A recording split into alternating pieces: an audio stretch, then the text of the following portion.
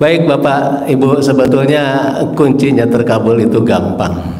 Ini bukan saya mengguruin ya, ini cuman pembelajaran saya selama saya menemani beliau Pak Haji itu ya. Pertama apa? Pertama, terima dulu takdir Allah. Dalam bahasa kandangnya itu legowo. Bapak punya utang, Bapak digugat cerai sama istri, anak kita ngeselin, itu takdir bukan? Iya kan?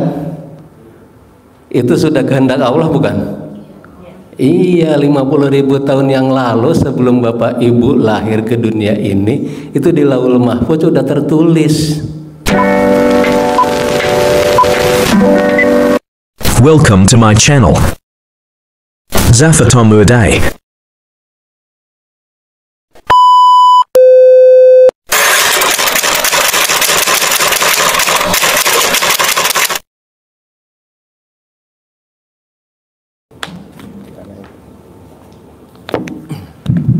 Cek satu. Oke, bismillahirrahmanirrahim. Selamat malam Bapak Ibu, assalamualaikum warahmatullahi wabarakatuh. Ketemu lagi ya di acara testimoni atau pencerahan. Baik, saya buka dulu. Bismillahirrahmanirrahim. Alhamdulillahirabbil alamin. Wassalatu wassalamu asrofil anbiya wal mursalin sayyidina Muhammadin wa ala alihi washabihi ajmain. Amma ba'du, rabbi sholli sodri wa yassirli amri wahlul 'uqdatam min lisani yafqahul qawli. Raditu billahi robban wa bil islami dinan wa bi Muhammadin nabiyyan wa rasulan. Selamat malam Bapak Ibu, selamat datang di rumah doa anak yatim Kandang Embe Bogor. Kenapa ada Kandang Embe gitu ya? Aneh ya, nah di bawahnya ada Kandang Embe. Ya karena sejarahnya dulu Pak Haji memang berangkat dari ternak kambing etawa ya, sampai beliau ternak, beliau nyantuni anak yatim, manggil anak yatim ya.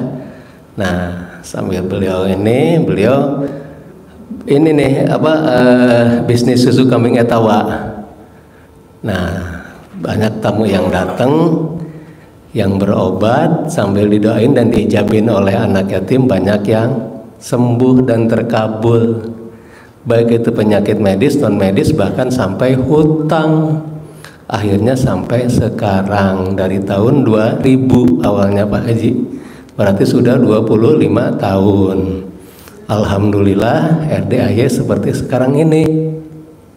Ya, dulu ya sama juga proses, semuanya nggak ujug-ujug gede kayak begini. Dulu nggak seluas ini, belum ada aula seperti ini, belum ada ditutupin seperti ini juga gitu loh. Artinya apa maksud saya? Maksudnya segala sesuatu itu butuh proses. Yang kedua perlu konsisten. Yang ketiga perlu amanah ya. Nah kadang-kadang kita datang ke sini punya utang, pengen cepet-cepet lunas, pengen cepet-cepet beres, betul nggak? Punya permasalahan pengen cepat-cepat kelar, ya semuanya juga memang begitu sih Pak Bu. Ya kalau pas kita konsultasi ke Pak Haji, ya Pak Haji sih pasti sebagai motivator harus memberikan hal yang terbaik. Kalau lo terkabul 7 bulan Haji Marco, ya lo kalau bisa besok lusa juga terkabul. Ya sebagai motivator harus begitu. Cuman kan nama beda, bin beda ya, tanggal lahir beda. Setiap orang punya proses masing-masing. Ketika kita melihat contohnya Mas Abi, dia dah hanya dalam waktu beberapa bulan akselerasinya sampai begitu cepatnya. Tapi Haji Roni itu bisa 7 bulan sampai 1 tahun baru, dan baru kelihatan nyata sekarang ini setelah dari tahun 2014, 11 tahun baru kelihatan, baru dia bisa bicara di depan. Nah kita baru datang udah nuntut ke Pak Haji, gimana ya? Pak Haji cuman membuka kisi-kisinya. Gini loh kalau mau terkabul, jaga hatinya dengan 18 sifat. Lu doanya begini, gua bukan ustadz, bukan kiai, tuh gua punya anak yatim, silakan doa dan ijab bersama anak yatim. Pak Haji doakan saya dong. Lah gua siapa? Gua bukan kiai. Gua nggak bisa berdoa, mendingan gua doain keluarga gue. Kan kasarnya begitu Pak Haji. Artinya beliau sudah mendisklaimer ini bukan bagian saya.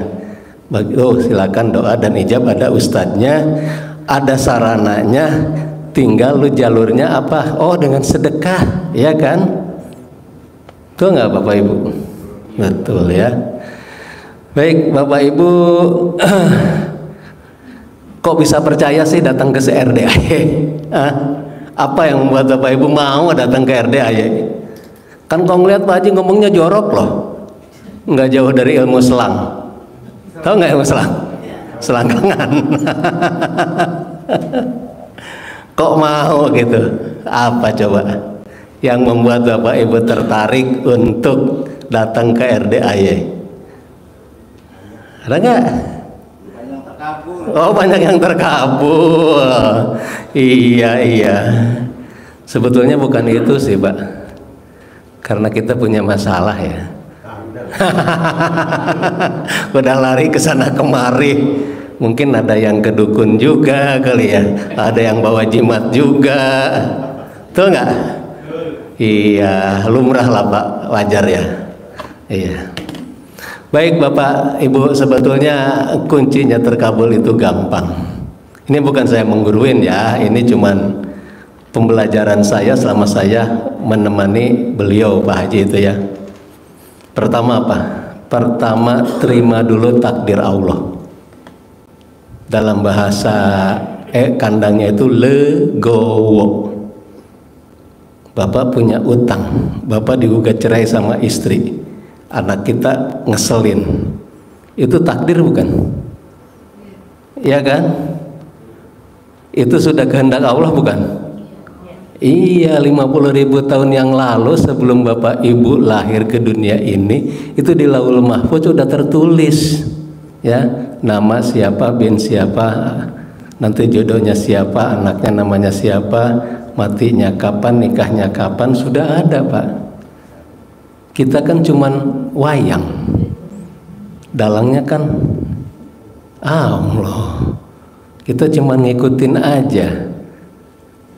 Bapak punya utang, sudah berusaha pengen bayar tapi nggak lunas-lunas juga. Kata Allah, kalau belum lunas ya nggak akan bisa lunas.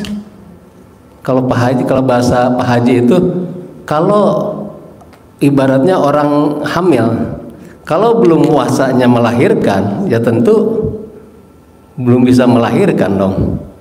Hutang juga sama begitu, ya.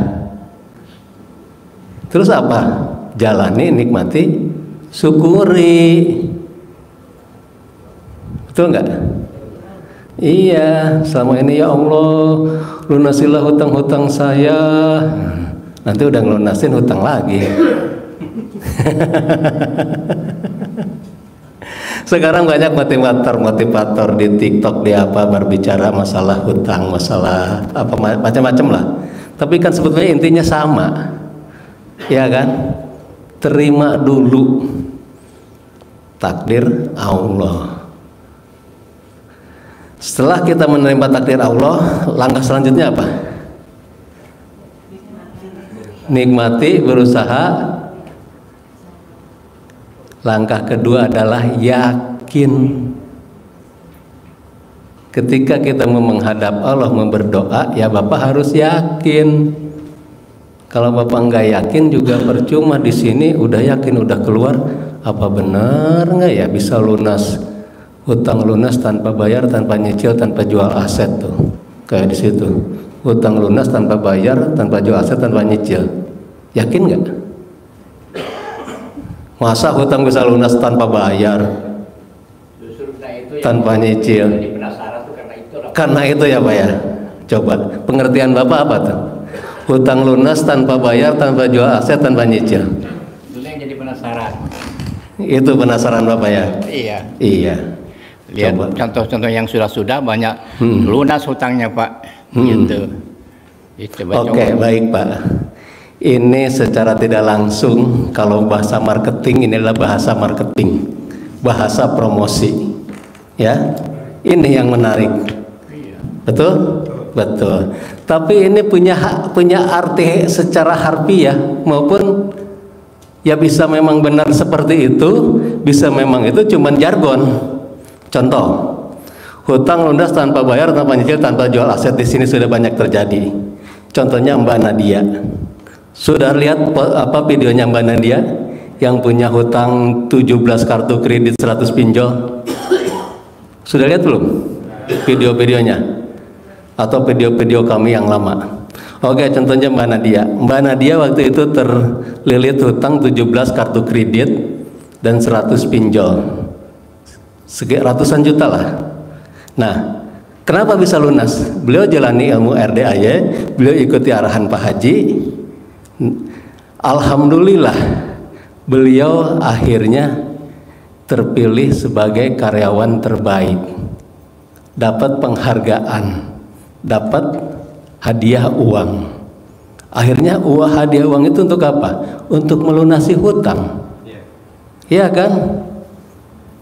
Cash lagi, tanpa bayar. Secara logika hutang harus dibayar. Maksudnya di sini tanpa bayar, itu kan bukan dari gaji dia, bukan yang sehari-hari dia, tapi dia dapat istilahnya rezeki nomplok. Ketika ditanya, "Nad, lu mau apa?" "Bos, saya punya utang gini. Oh ya udah, nanti saya usulkan ke manajemen supaya utang lo dibayarkan." Tuh. Atau contoh sendirilah Pak Haji dulu. Kenapa Pak Haji bisa begini? Dulu beliau umur 27 tahun udah salah satu jadi COE di perusahaan swasta terkenal lah. Beliau punya utang juga miliaran. Nah, ketika beliau ditagih ke kantor, kan orang kantor semua pada tahu seorang COE Chief Executive Officer punya utang miliaran. Akhirnya bosnya tahu, dibayarin kan sama bosnya. Walaupun ujung-ujungnya juga harus kasarnya potong gaji, ya kan? Atau dulu ada lagi tamu, namanya lupa saya. Beliau punya utang berapa M gitu, tapi beliau punya tanah. Nah, tanahnya itu titik koordinatnya untuk bisa bikin untuk tower Telkom pemancar. Akhirnya disewalah selama 25 tahun dengan harga sekian M. Akhirnya apa? Bisa buat bayar utang, ya kan? Tanpa nyicil, tanpa jual aset. Orang nggak dijual asetnya, cuma disewa. Tanpa nyicil, tanpa jual aset, tanpa bayar. Orang yang bayarin Telkomsel, ya kan? Nah, kadang kita, itu mustahil, nggak ini. Tapi banyak juga kejadian-kejadian yang kayak dulu kalau Gus Ridwan bilang ke saya, ada tuh di mana, di Ciamis, daerah Ciamis, Banjar katanya. Yaitu tiba-tiba pihak banknya nelpon si nasabahnya suruh datang, cuman bawa materai untuk tanda pelunasan. Lunasnya di mana? Bank juga sendiri nggak tahu. Tiba-tiba sudah nggak ada aja di itunya. Kan itu sistem. Itu udah jalur langit, ya.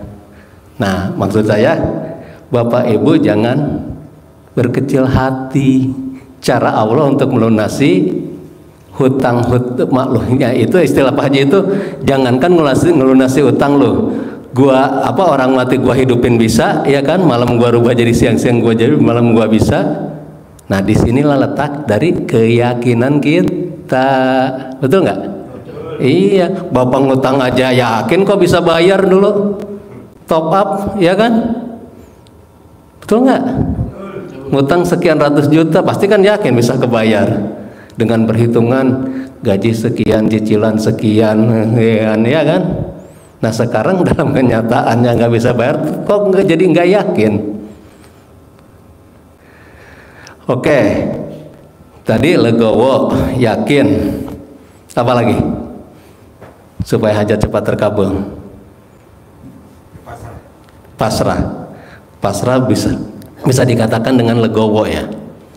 Legowo itu menerima takdir Allah apapun, yang penting kita tidak kehilangan Allah. Yaitu kita mencari ridhonya Allah. Selama ini mungkin Allah tidak ridho dengan kita, Bapak Ibu, ya. Tapi Allah izinkan Diizinkan belum tentu diridhoi loh Pak. Tapi kalau diridhoi udah pasti diizinkan.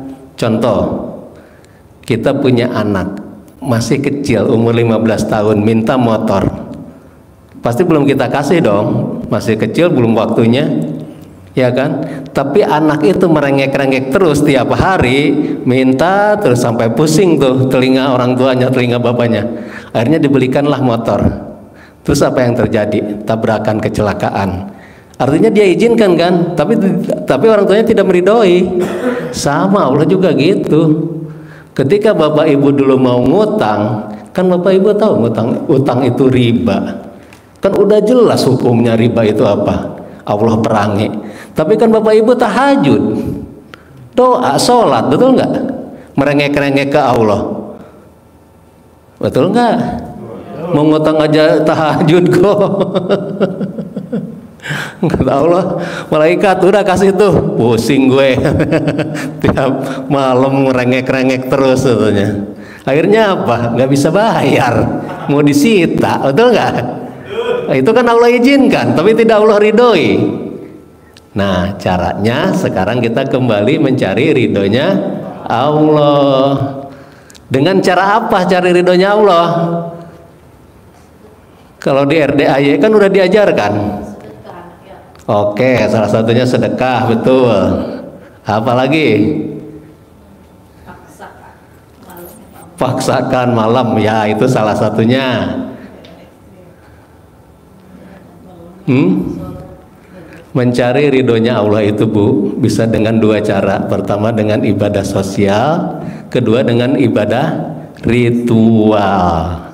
Ya, di RDAI ini dua-duanya ada. Apa ibadah sosialnya? Sedekah. Ya udah lihat Bapak Ibu anak-anak yatimnya ada kan? Kalau Bapak Ibu datang tadi siang, ini datang baru malam atau siang? Dari siang, tadi anak yatimnya kan banyak, ya.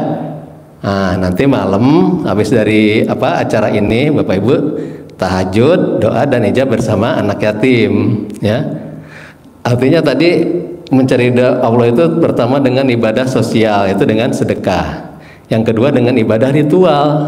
Kalau di RDAY apa tuntunannya ibadah ritualnya? Ibadah ekstrim, sedekah ekstrim. Ibadah ritualnya yaitu bangun jam 00, terus senyum, terus senyum 41 kali, terus sholat tahajud, qobliyah badiyah, ya rangkaiannya. Apalagi baca Quran sampai 12 juz sampai matahari terbit. Sekarang yang baru ditambah lagi dengan sholat taubat, ya. Ada sholat taubat, ada pertobatan, ya. Apa bedanya? Ya kalau sholat taubat kita taubat berdasarkan syariah, melakukan sholat taubat. Kapan dilakukannya? Yang namanya sholat taubat bisa dilakukan kapan aja, asal jangan di waktu-waktu yang dilarang, seperti matahari ketika ada di atas kepala atau ketika matahari mau terbenam, kalau nggak salah itu ya. Saya bukan ustadz, soalnya saya SD Impres. Setelah itu baru boleh, ya. Tapi di RDAY Pak Haji menginginkan antara waktu maghrib ke isya kita melaksanakan sholat taubat. Berapa rakaat? Nah, terkait lagi dengan ilmu RDAY. Karena di ilmu RDAY ada namanya 18 sifat larangan. Kalau kemarin Gus Ridwan di sini, ini namanya penyakit hati. Penyakit yang tidak bisa hilang dengan kita berwudu atau apa. Tapi kalau yang namanya jinah mata atau apa itu bisa hilang ketika kita wudunya benar. Nah, ini adalah penyakit hati, yaitu dengan cara sholat taubat. Ya sebetulnya sholat taubat untuk taubat keseluruhan. Apa sih kita udah melakukan kesalahan segala macam, mungkin dosa-dosa kita itulah yang menggantungkan sehingga doa kita belum sampai, ya. Nah, terkait dengan ilmu RDAY, Pak Haji mengajarkan mungkin selama ini kita ada rasa gundah, gelisah. Ini berat loh Bu. Berat ini. Kesimpulan dari ini semua adalah legowo. Coba Bapak bolak-balik baca, apa yang Bapak simpulkan? Legowo kan? Ah, besok mau ditagih utang, legowo. Sialan orang itu mancing jengkel, legowo. Ya kan? Berat ini. Ini adalah ilmunya para waliullah, wali-wali Allah. Sifat yang ada di para nabi. Ya kan? Ya kita bukan malaikat, juga bukan setan, gak mungkin salah terus, gak mungkin benar terus. Pasti ada sifat ini, walaupun beberapa, ya kan? Nah, caranya dengan sholat tobat. Kalau dulu Pak Haji ngajarkannya kena dam atau denda, tapi kan belum tentu semua mampu. Ya kan, untuk suruh sedekah atau apa, ibaratnya kayak orang mau haji lah, ketika kita melanggar aturan atau apa, bayar dam gitu. Nah, sekarang Pak Haji ajarkan untuk sholat tobat. Ya, apalagi sampai di mana tadi? Lupa saya. Oh, ritual, ibadah sosial dan ibadah ritual, ya. Untuk ibadah sosialnya udah jelas, ada anak yatimnya, ada sedekah. Karena wasilah dari sedekah itu banyak, ya, sebagai tolak bala, macam-macam lah. Bisa dilihat, ya. Juga apa tadi, dengan ibadah ritualnya, yaitu tadi sholat tahajud, sholat tobat, segala macam. Terus apalagi supaya hajat cepat terkabul untuk di RDAY ini? 18 sifat itu juga hatinya harus dijaga. Bahkan sampai Pak Haji bilang kesumpah aja, tahu kan sumpah serapah itu dikaitkan dengan hajat kita. Ketika kita ngelihat orang jengkel atau apa, kalau istilah Pak Haji itu dicontohkan anaknya, Pak Uji jangan main air, kalau Pak Uji main air Papa punya Rubicon. Sampai segitunya coba. Artinya kita lagi punya hajat. Jadi kehidupan kita ketika kita punya hajat, semua terkait gitu loh. Gini deh contohnya, ibaratnya ibu lagi puasa, ya, ketika ada orang aduh bikin lapar, bikin apa gitu kan, ya saya lagi puasa. Ya sama seperti itu ketika kita punya hajat, ketika kita melaksanakan ilmu RDAY nih, perlakuannya sama, mungkin seperti orang lagi berpuasa. Makanya Pak Haji bilang nanti kalau udah terkabul lo nggak usah tahajud lagi, nggak usah ini lagi, ya itu kan cuman sindiran, ya. Ujung-ujungnya tetap akhirnya kita menuju manusia yang bertakwa dengan dilatih. Ini istilahnya ini penggojlokan gitu loh. Jadi artinya ketika Bapak Ibu datang ke sini punya utang, itu jangan dijadikan sebagai apa tuh? Cobaan, ujian, tapi sebagai anugerah. Coba kalau Bapak Ibu tidak punya utang, tidak punya permasalahan, mau sholat tahajud tiap malam? Mau baca Quran? Boro-boro ya? Iya, malas. Iya. Oke, ada yang mau ditanyakan nggak? Tapi jangan terkait ini ya, terkait solusi ya, karena bukan ranah saya. Misalnya saya punya utang ini nih, apa ini? Nah, itu saya tidak berkenan untuk memberikan. Tapi sekitar ya ilmu-ilmu seperti tadi lah. Apa yang membuat hajat ini atau apa gitu. Nah, ya, ayo silakan coba. Sebelum nanti kita ke testimoni. Testimoni boleh? Testimoni boleh, mau testimoni? Boleh. Oh boleh deh kalau gitu. Ya udah kita testimoni aja ya. Bukan apa-apa, testimoni itu untuk Bapak Ibu juga merasa yakin gitu loh. Ya, oh yang lain kok bisa, saya enggak. Oh satu lagi saya lupa. Nanti dulu Bu sebelum testimoni. Kenapa di RDAY ada ilmu kearifan lokal gimmick-gimmick? Tahu nggak alasannya? Tahu? Apa coba Pak? Oh nggak tahu. Ya, kebanyakan orang datang karena gimmick-gimmicknya itu. Bahkan sampai bilang ajaran apa tuh sesat tuh, di Quran nggak ada. Nah kemarin waktu malam Jumat ya, ada yang hadir kemarin waktu ada Gus Ridwan? Ada nggak? Atau ada yang nonton ini videonya, YouTube-nya? Nonton YouTube-nya. Gimana menurut Bapak? Tercerahkan nggak? Tercerahkan. Apa kesimpulannya? Coba tolong mic-nya dulu Om Lukman. Saya pengen tahu apakah yang Bapak serap dari YouTube-nya yang diterangkan oleh Gus Ridwan sehingga membuat kita seperti apa? Coba silakan. Setelah Bapak nonton YouTube yang diterangkan oleh Gus Ridwan. Bismillahirrahmanirrahim. Apa ya? Alhamdulillah sudah berdiri, Pak. Alhamdulillah dengar itunya. Pas, benar masuk ke itunya. Pas ya. Pas apanya? Dulu pandangan Bapak gimana?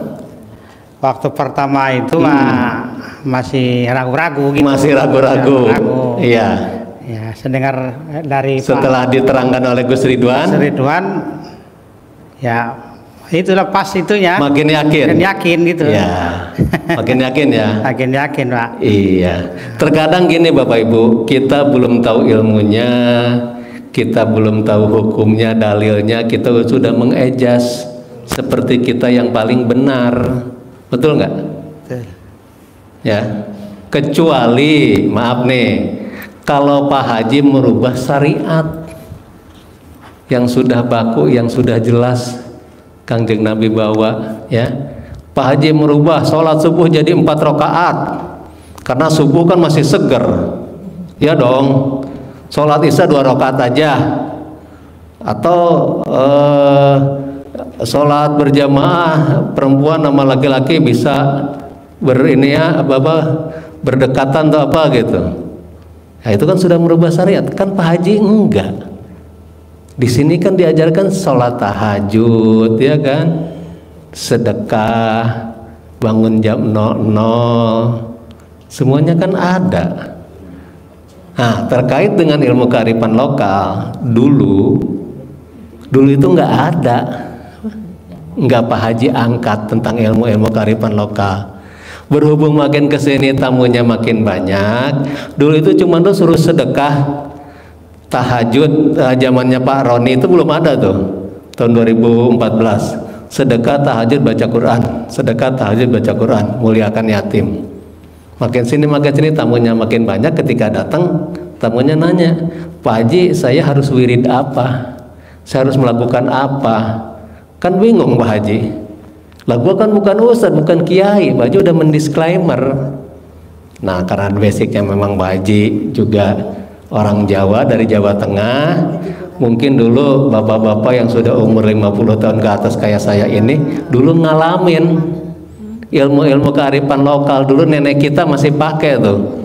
Cuman di zaman ibu bapak kita udah mulai luntur tuh, ya. Dulu saya ingat ketika kita kepala kita benjol kejedot, pasti ibu kita langsung sama rambutnya digini-gini, ya kan? Ya. Itu kan ilmu kearifan lokal. Atau dulu ketika bapak kita pulang kendurian, atau kita dapat antaran apalah makanan dari tetangga sebelah, kita langkahin dulu kan? Paham nggak? Bener kan? Dilangkahin dulu kan? Ya. Diselangkangin dulu, takut ada ininya, peletnya atau apanya. Nah itu kan ilmu kearifan lokal. Apalagi tentang ilmu kearifan lokal, disuwuk, dicamahin, ya kan? Naruh uang di sini nih, di tetek. Iya kan, dulu kan nenek kita pakai kembem kalau ini. Dulu ingat saya zaman nenek saya masih hidup. Kasep ka dia, iya jangan iya, di diri ngambil uangnya di sini dia. Ya kan? Itu ilmu kearifan lokal yang memang Pak Haji gali kembali, ya. Sekarang saya tanya, kenapa dulu para wali tidak mengharamkan?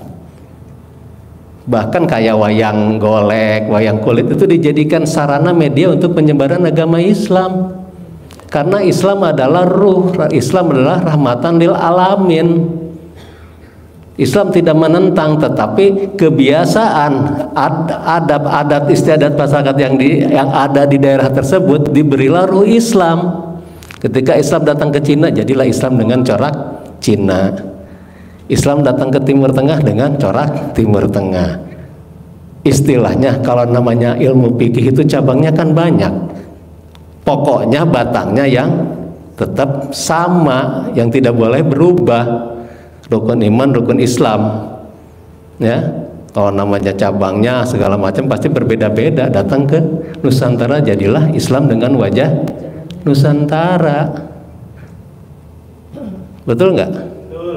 Nggak mungkin Pak, kerajaan Majapahit, kerajaan dulu, kerajaan Sriwijaya itu berjaya.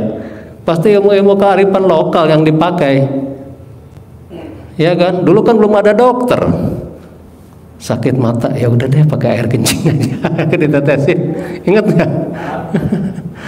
Iya, air liur kalau ada benjolan.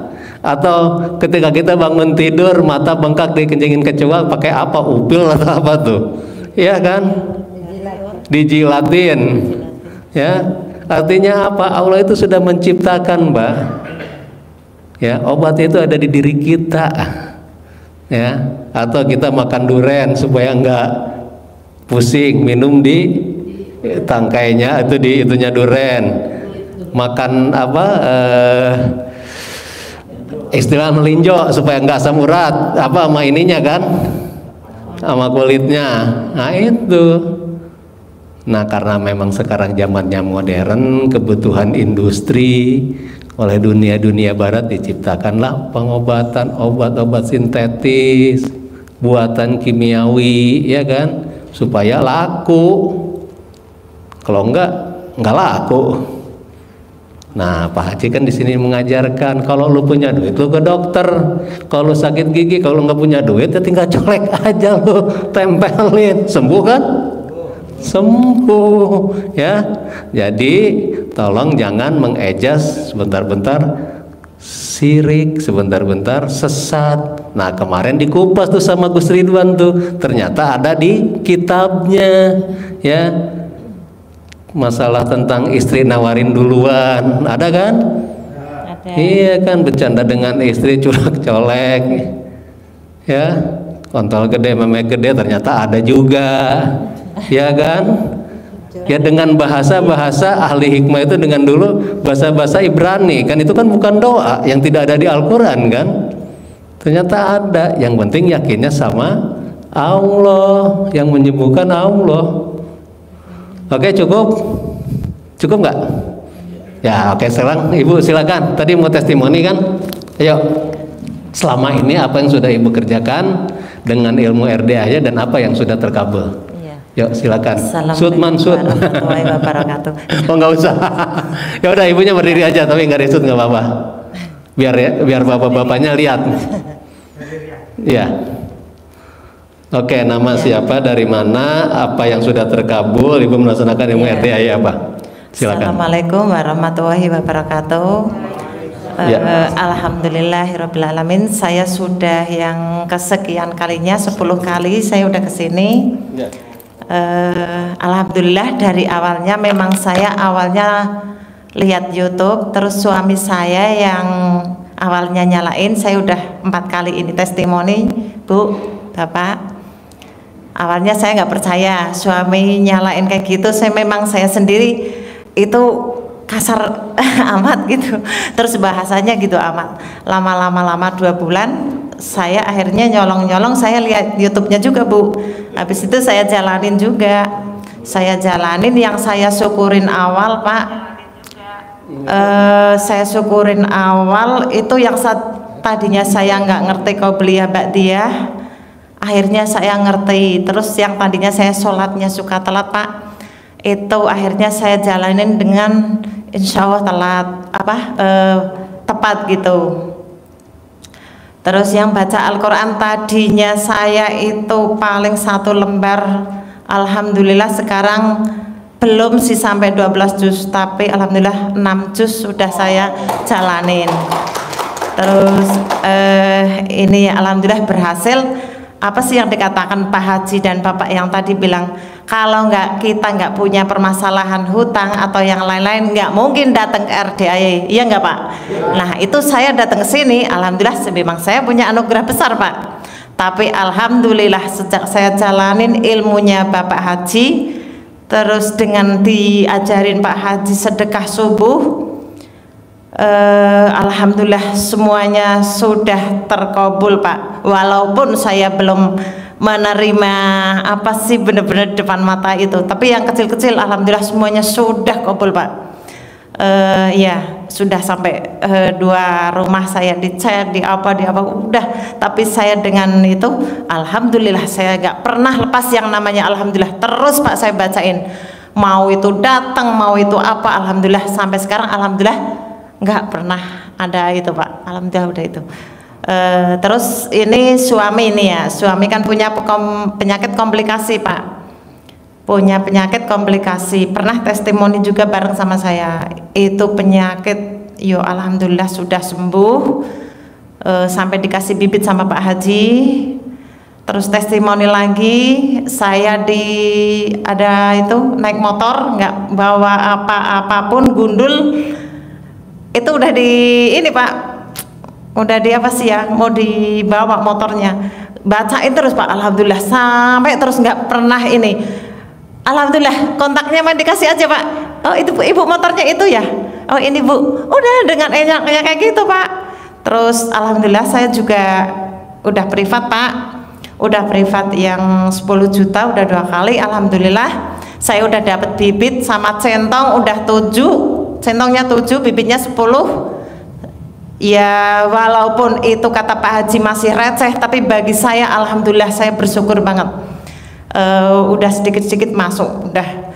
Terus yang saya apa ya, bikin saya legowo banget, apapun yang terjadi sehari-hari saya senyumin Bu. Itu belajar dulu dari legowo, bener Bu, dari legowo menerima apa yang memang kita terjadi sehari-harinya. Terus paksain memang sedekah subuh, karena kita gurunya itu Bapak Haji, kita berusaha bawa ke sini Bu. Jangan sampai kita pakai buat ini itu, jangan. Diusahakan sedekah subuh itu kita bawa ke sini, bawa ke anak yatim. Kita ke sini jangan mencari Pak Haji dong. Kita mencari ridhonya Allah dulu. Nah, kata Pak Haji kan Pak Hajinya itu bonusnya. Betul nggak Pak? Nah, itu kata Pak Haji. Tapi alhamdulillah ya Allah.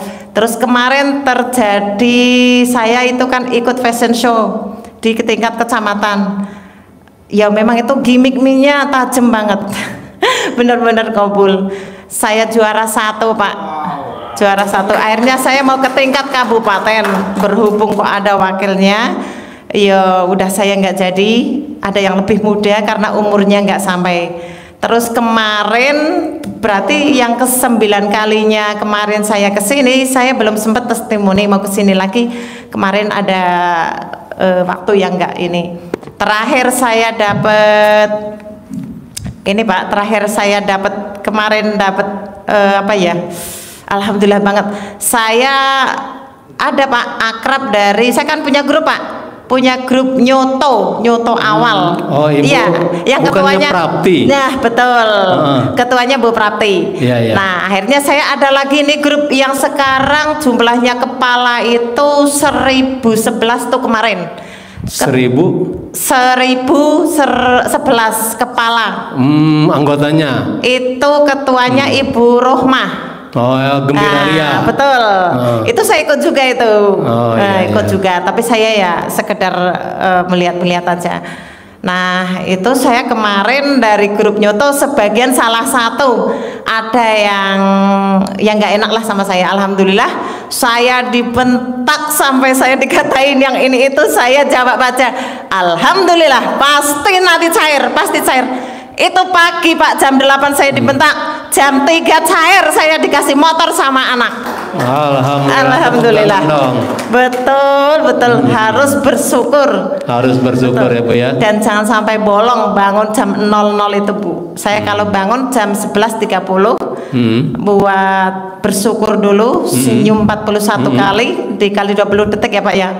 Per 1 kali itu 20 detik. terus jangan sampai turun kaki dulu, jangan itu, terus baru mandi kita sama pakai air pandan, baru sholat yang apalah kita dianjurkan Pak Haji, baca Al-Quran semampunya saya, tapi berusaha kepingin 12 juz. Untuk 12 juz ya. Oke, terima kasih Pak. Oke, Karena sudah ngasih waktunya. Terima kasih. Wassalamualaikum Bu. warahmatullahi wabarakatuh. Iya. Alhamdulillah. Ya. Terima kasih. Baik, ada yang mau nanya nggak ke si Ibu tuh tentang testimoninya tadi? Bapak-bapak, ibu-ibu, kenapa kok bisa terkabul sampai dikasih motor? Hutangnya lunas tadi, ada hutang nggak? Ada lunas juga ya. Iya. Baik Ibu, sedikit klarifikasi tentang grup ya. Banyak di luar sana tamu-tamu yang bikin grup sendiri ya.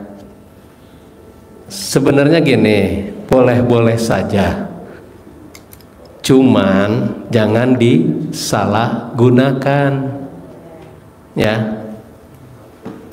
Himbauan saya, silahkan aja selama Pak Haji memang mengetahui dan merestui. Karena jujur, grup RDAY yang seminar itu totalnya hampir 100 grup, dan tiap grup rata-rata antara 300 sampai 500 anggotanya.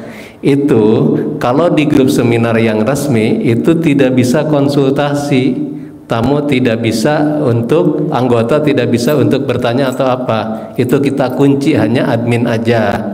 Artinya komunikasi hanya sepihak. Karena kalau kita buka, nggak kebayang kreditnya, ramenya, ya.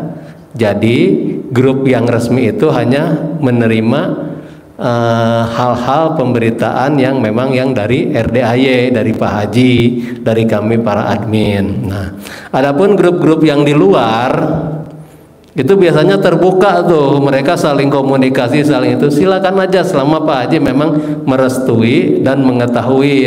Tapi satu, tolong jangan disalahgunakan, karena di luar sana banyak juga penipu-penipu yang mengatasnamakan RDAY ya. Yang perlu Bapak Ibu ingat, Pak Haji tidak akan menjapri atau meminta-minta sedekah ya. Yang kedua, Pak Haji tidak main medsos, Pak Haji tidak main FB, Pak Haji tidak main YouTube, Pak Haji tidak main TikTok atau apa, nggak punya akun Pak Haji. Jadi kalau di luar sana mengatasnamakan Dwi Susanto, terutama biasanya di FB dulu tuh calon-calon korban itu. Dia di FB lihat postingannya, ternyata itu bukan Pak Haji, dikiranya Pak Haji palsu, di DM lah, direct message di Japri. Nah seneng kan di Japri, waduh saya dapat balasan dari Pak Haji, padahal itu bukan Pak Haji, boro-boro Pak Haji main FB, orang dia WA-nya aja sehari bisa ribuan ya. Mungkin Bapak Ibu yang WA Pak Haji nggak pernah dibalas karena banyak saking ininya. Pak Haji nggak punya waktu. Nah tolong Bapak Ibu yang memang dapat DM-an dari mengatasnamakan Pak Haji, mohon untuk berhati-hati. Itu yang perlu Bapak Ibu pegang ya. Pak Haji tidak akan menjapri atau mendm para tamunya. Yang kedua, kami RDAY, Pak Haji maupun siapapun tidak akan meminta-minta sedekah. Yang ketiga, nomor rekening untuk sedekah sudah jelas ada atas nama Bapak Haji Dwi Susanto, tidak ada nama lainnya. Kadang-kadang dia pakai nama siapa gitu dengan alasan, oh ini istrinya Pak Haji yang ngelola anak yatim kurung, tidak ada. Oh ini anaknya Pak Haji, tidak ada. Semua rekening RDAY atas nama Pak Haji Dwi Susanto, dan Pak Haji tidak menerima konsultasi via DM-an atau kayak gitu, tidak ya. Terus apa berikutnya? Pokoknya Bapak Ibu ketika ada hal-hal yang mencurigakan, segera laporkan ke nomor hotline. Nomor hotline-nya saya nggak hafal, cuman ada. Nah yang perlu diingat tadi itu, Pak Haji tidak main medsos, tidak main FB, tidak main TikTok atau apapun. Pokoknya ketika dapat japrian, harap waspada untuk berhati-hati. Nomor rekening RDAY selalu atas nama Bapak Haji Dwi Susanto yang 4 itu yang ada di bio-nya di YouTube ya, yang selalu kita share. Dan itu setelah Bapak Ibu transfer sedekah itu konfirmasi ke Bu Ayi. Tapi ada juga orang yang kreatif tuh, nomor yang itu dia foto, dia ganti ininya tuh ya, nggak kebayang itu haknya anak yatim diambil, ditipu. Ya udahlah, itu urusan dia sama Allah, nanti di akhirat pertanggungjawabannya ya. Nah, kenapa sekarang kita harus berhati-hati ketika banyak grup? Ketika Bapak Ibu, kan banyak tuh grup tuh, nanti yang sedekah titipin ke saya, ya silakan aja. Tapi Bapak Ibu percaya enggak? Yang namanya kita nitip duit pasti berkurang Pak Bu, beda dengan nitip omongan, pasti berlebih, betul enggak? Iya. Sekarang yang mau sedekah subuh kumpulin, ngapain ngumpulin di ketua grup? Langsung aja transfer, kirim buktinya ke Pak Haji. Sedekah patungan potong sapi, ngapain dikumpul-kumpulin dulu? Udah punya 1 juta, langsung transfer. Ini 1 juta dibagi lagi, patungan katanya bisa 250.000 4 orang. Terus yang ke Bu Haji namanya nama siapa jadinya? Kan 1 nama dibacain ketika sapinya dipotong ya. Jadi mohon Bapak Ibu untuk selalu berhati-hati. Silahkan selama Pak Haji merestui dan mengetahui untuk grup-grup yang di luar grup tanggung jawab kami, silakan aja, tapi tolong untuk amanah ya, karena yang mengkaitkan hajat doa Bapak Ibu itu adalah sedekah Bapak Ibu semua. Kan ustadznya suka mengijabkan untuk tamu-tamu yang sudah menyedekahkan hartanya, ya kan, secara global tuh, semua hajat-hajatnya Allah ijabah, Allah kabulkan, amin katanya ya, tanpa menyebutkan satu nama pun satu persatu, tapi kan sudah termaksud di situ untuk semua para tamu yang sudah menyedekahkan hartanya. Nah, kalau kita nggak ada sedekahnya, terbawa enggak? Ya, jadi sedekah Bapak Ibu lah yang akan mengikatkan dengan doa-doanya anak yatim. Oke, Bapak Ibu, ada yang ditanyakan lagi nggak sebelum kita lanjut nanti sholat tahajud? Oke, silakan. Apa yang terkait tuh, Bapak yang pakai itu? Tapi jangan masalah solusi Bapak ya. Ya. Iya, sedekah subuh. Kalau biasanya kan saya biasa itu. Iya, deketin Pak. Keropak masjid gitu. Keropak masjid, iya. Maksudnya Bapak sedekah ke masjid atau gimana? Biasanya saya sebelum-sebelumnya sedekah ke keropak masjid sebelum sholat subuh. Oh gitu, oke.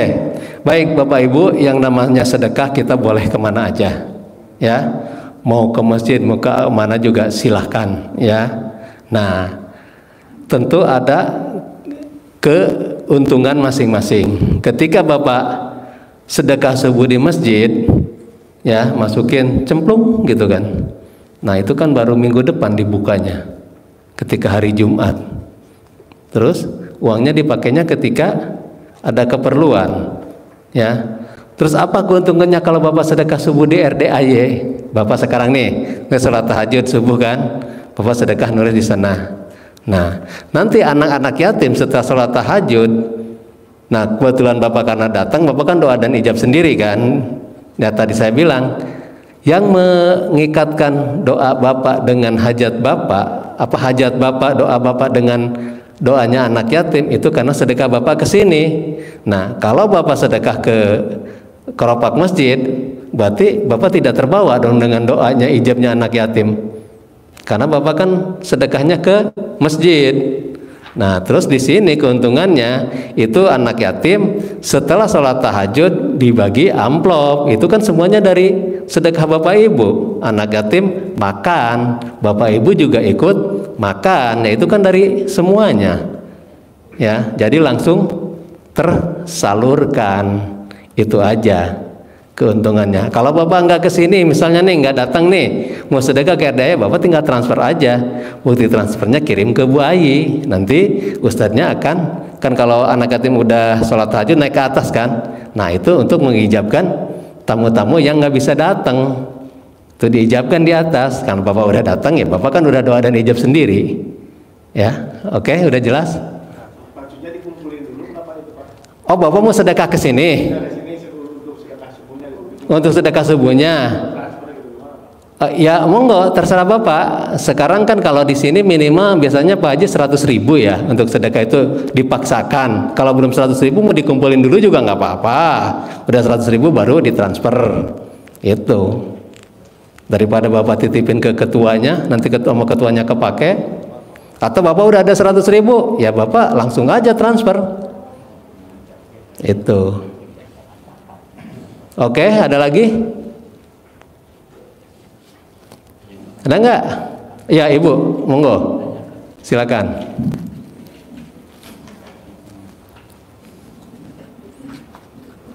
Oh Ibu dulu ya.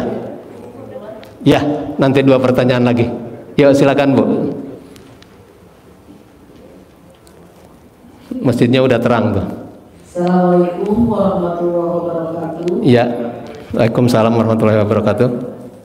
Ya, saya ada testimoni sedikit ya Pak ya. Udah ini Bu, waktunya Bu.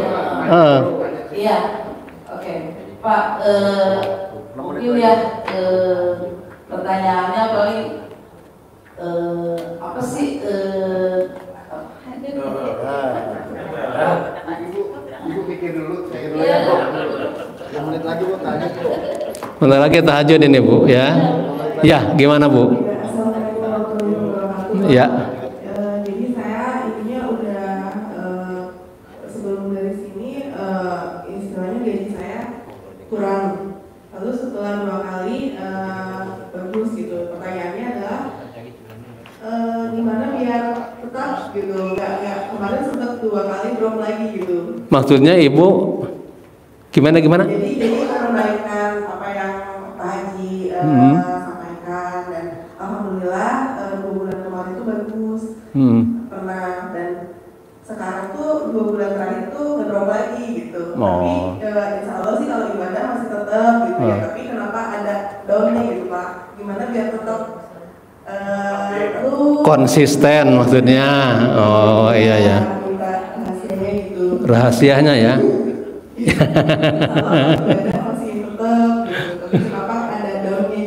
Maksudnya yang downnya itu apanya? Ibadahnya, sholatnya atau apanya? Hasilnya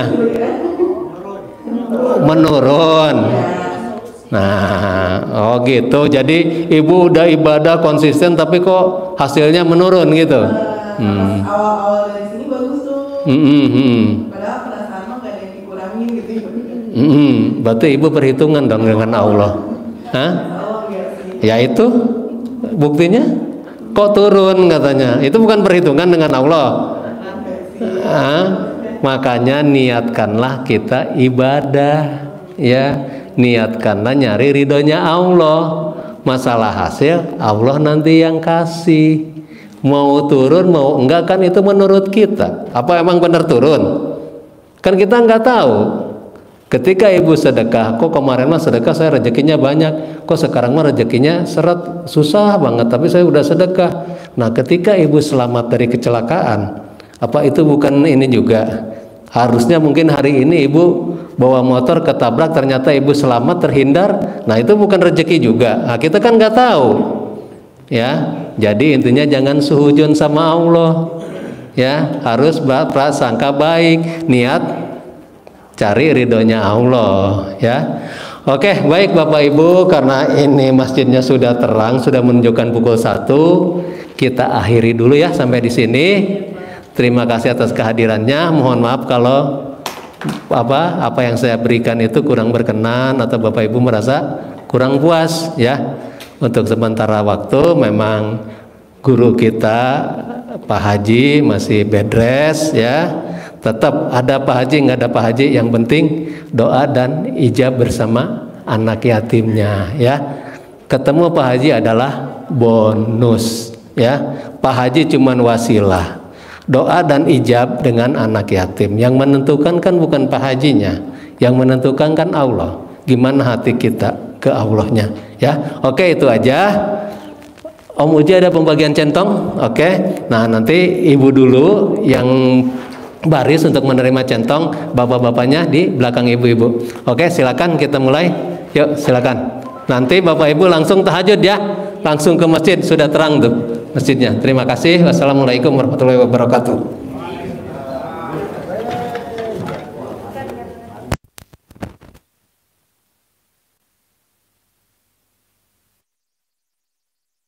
Jangan lupa like, comment, dan subscribe.